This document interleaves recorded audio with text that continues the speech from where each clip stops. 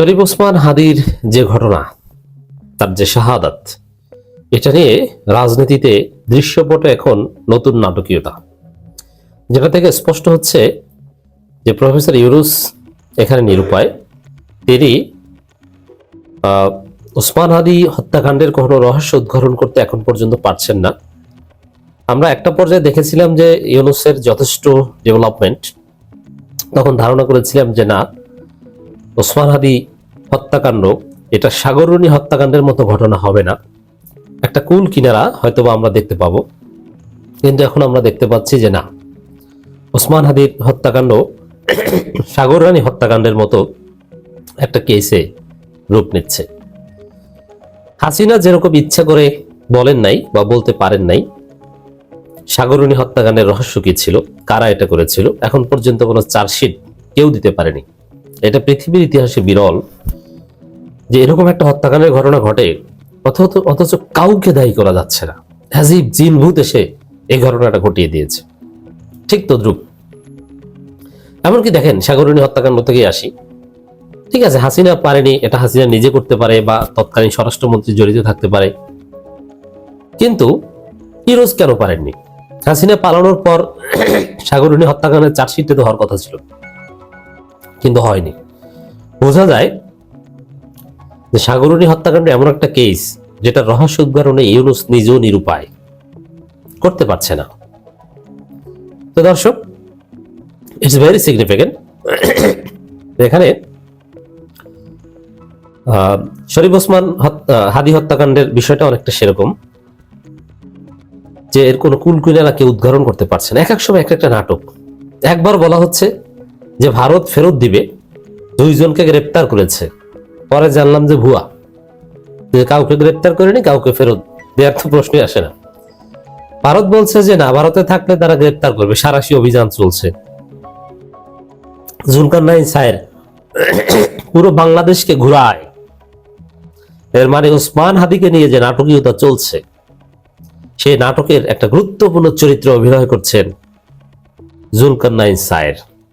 এর মানে ষড়যন্ত্রকারী যারা এই ঘটনাটা ঘটিয়েছে তাদের গুরুত্বপূর্ণ দৃশ্যে গুরুত্বপূর্ণ অ্যাক্টর হিসেবে দায়িত্ব পালন করছেন জুলকারনাইন সাহের। এ কারণে পুরো জাতিকে, ইউনুস সরকারকে, আমাদেরকে ঘুরপাক খাওয়াচ্ছে, গোল খাওয়াচ্ছে। একবার বলে যে ভারত ধরেছে, ধরবে, সাঁড়াশি অভিযান চলছে, আমরা আলহামদুলিল্লাহ বলেছি। আমার ইউনুস সরকারের প্রভাবশালী উপদেষ্টা রিজওয়ানা হাসান, তিনি নিজেই বলেন যে না, ভারত ফেরত দিবে, ইনকিলাব মঞ্চের অবস্থান কর্মসূচিতে যে বলে।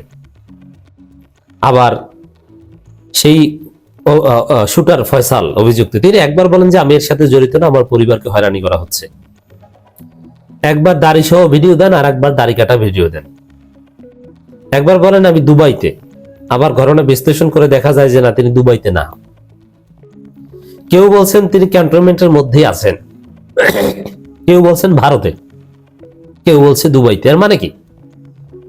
ওসমান হাদির হত্যাকাণ্ড নিয়ে বিরাট নাটকীয়তা চলছে এবং পুরো জাতিকে ঘুরপাক খাওয়াচ্ছে, আমাদেরকে বোকা বানানো হচ্ছে। এবং এই যে বোকা বানানোর প্রজেক্ট, তাতে গুরুত্বপূর্ণ ভূমিকা পালন করছে জুলকারনাইন সাহেব। তো দেখেন,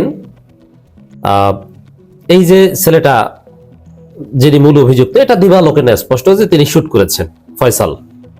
এই ফয়সাল তিনি ভিডিওতে এসেছেন এবং তিনি বলছেন আমি দুবাইতে। এত সাহস তিনি কোথায় পেয়েছেন? এত সোজা? এই ফয়সাল যদি ফয়সাল হত্যা করেছে, শুট করেছে, ইটস ট্রু, কিন্তু ফয়সাল নিজ উদ্যোগে এরকম শেখ মুজিবকে হত্যা যারা করেছে তারা যুক্তরাষ্ট্রের মতো নিরাপদ জায়গা থেকেও কখনো দৃশ্যপটে আসে না, কানাডার মতো গুরুত্বপূর্ণ জায়গায় থেকেও কখনো প্রকাশ্যে আসে না, তারা গোপন জীবনযাপন করে, তারা ভিডিওতেও আসে না। মেজর ডালিম হাসিনা পতনের পর এসেছিলেন, কিন্তু তাও তার বাড়ি ঘর কোথায় কেউ জানে না, তিনি কিন্তু জাস্ট অনলাইনে এসেছিলেন। মানে এতটা রিজার্ভ লাইফ লিড করে, কারণ এই ধরনের বড় অঘটন যিনি ঘটান সারা পৃথিবীতেই তার লাইফ থ্রেটে থাকে। এখানে ফয়সাল ওসমান হাদির প্রতি যে এই জাতির ভালোবাসা, যে আবেগ, তাতে তো ওই ফয়সালকে কাবার চত্বরে পেলেও মানুষ ওখানে ছিঁড়ে খাবে, হওয়ার কথা তো এইটা। কিন্তু সেই ফয়সাল সরাসরি স্বীকার করছে যে আমি দুবাইতে। এইটা স্বীকার করার কথা না, ও কোথায় এটা বলারই কথা না। ও যদি নিজের পক্ষ থেকে ভিডিও বার্তা দিত, প্রথম কথা হচ্ছে ও নিজের পক্ষ থেকে ভিডিও, এগুলো সত্য, এআই রিলেটেড না, এটা প্রমাণিত হয়েছে, এআই দিয়ে জেনারেটেড না। মানে ফয়সাল সে শুটার নিজে ভিডিও বার্তা এসেছেন, বেশ কয়েকটা ভিডিও করেছে। প্রথম কথা ও স্বাভাবিকভাবে ও নিজের ইচ্ছায় কিছুতেই ভিডিওতে আসার কথা না। ওকে যারা হত্যাকাণ্ডের সাথে জড়িত, হতে পারে ডিজিএফআই বা জুলকারনাইন, সায়ের গং বা কচুখ্যাত, এরকম কেউ না কেউ ওকে বলেছে তুমি ভিডিওতে আসো। মানে এটা একটা নাটকের পার্ট, যে আমরা এটা নিয়ে এই দৃশ্য করতে হবে, এই দৃশ্য করতে হবে, তোমার কিছু করতে পারবে না, তোমার নিরাপত্তার দায়িত্ব আমাদের, কিন্তু তুমি এইটা বলে ভিডিও করো। ওকে যেটা বলতে বলেছে ওইটা বলেছে, ওটা ফয়সাল নিজের উদ্যোগে বলেছে, এটা আমি মনে করি না, নাম্বার ওয়ান। এরপরে একবার বলে যে আমির সাথে জড়িত না, আবার দায় স্বীকার করে। তো এই যে ঘটনাগুলো, এভাবে দায় স্বীকার, দুবাইতে আছি পরিচয় দিয়ে কিছুতেই করার কথা না। কোনো এমন কোনো প্রভাবশালী শক্তি এই ফয়সালের মাধ্যমে এই ভিডিও করাচ্ছে বা এই ঘটনা ঘটাচ্ছে, পুরো জাতিকে ঘোল খাওয়াচ্ছে, যে প্রভাবশালী শক্তির কাছে প্রফেসর ইউনূস নিজেও নিরুপায়। ঘটনা এই জায়গায় ঘটেছে। দর্শক দেখেন, সর্বশেষ খবর, সঞ্জয় ও ফয়সালের দায় স্বীকার, খবরটা একটু বিশ্লেষণ করছি। ইনকিলাব মঞ্চের মুখপাত্র শহীদ শরীফ ওসমান হাদি হত্যা মামলায় প্রধান আসামি সহযোগী সঞ্জয় চিশিম ও ফয়সাল আদালতে দায় স্বীকার করে স্বীকারোক্তিমূলক জবানবন্দি দিয়েছেন। ঢাকায় মেট্রোপলিটন ম্যাজিস্ট্রেট জামশেদ আলমের আদালতে তাদের জবানবন্দি রেকর্ড করেন। এর আগে তাদের দুজনকে আদালতে হাজির করে, মানে সহযোগী ওই শুটার। এরপর মামলা তদন্ত কর্মকর্তা ডিবি পুলিশের পরিদর্শক ফয়সাল আহমেদ তাদের জবানবন্দি রেকর্ড করে আবেদন করেন। আবেদনের পরিপ্রেক্ষিতে আদালত তাদের জবানবন্দি রেকর্ড শেষে পাঠান। তারপরে শহীদ শরীফ ওসমান হাদি হত্যা চেষ্টা ব্যবহৃত নরসিংদী জেলার সদর থানাধীন তরুয়া এলাকায় মোল্লাবাড়ির সামনে তরুয়ার বিল থেকে উদ্ধার করে র্যাব। এ সময় ফয়সালকে আটক করা হয়। ফয়সাল প্রধান আসামি শুটার ফয়সাল করিম মাসুদের চালকের বন্ধু, মানে দুই ফয়সাল। এক ফয়সাল ভিডিওতে এসে নাটক করে, আর এক ফয়সাল বলেছে আমরা দায় স্বীকার। এর মধ্যে নাটকীয়তা আছে।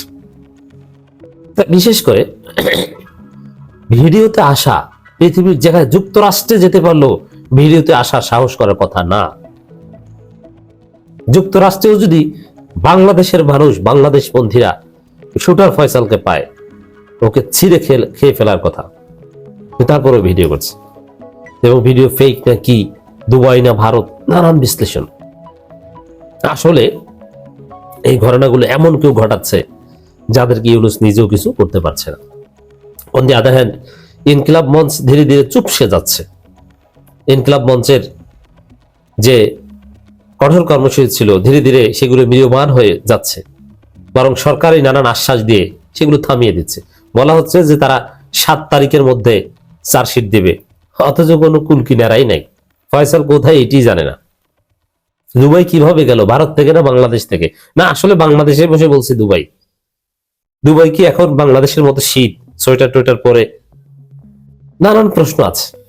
সবগুলো যদি একত্র করি, আসলে আমাদেরকে ভুল বোঝানো হচ্ছে, ঘোল খাওয়ানো হচ্ছে। এমন শক্তি নাটক করছে যাদের কাছে প্রফেসর ইউনূস নিরুপায়। এটা আমাদের জন্য অশনি সংকেত।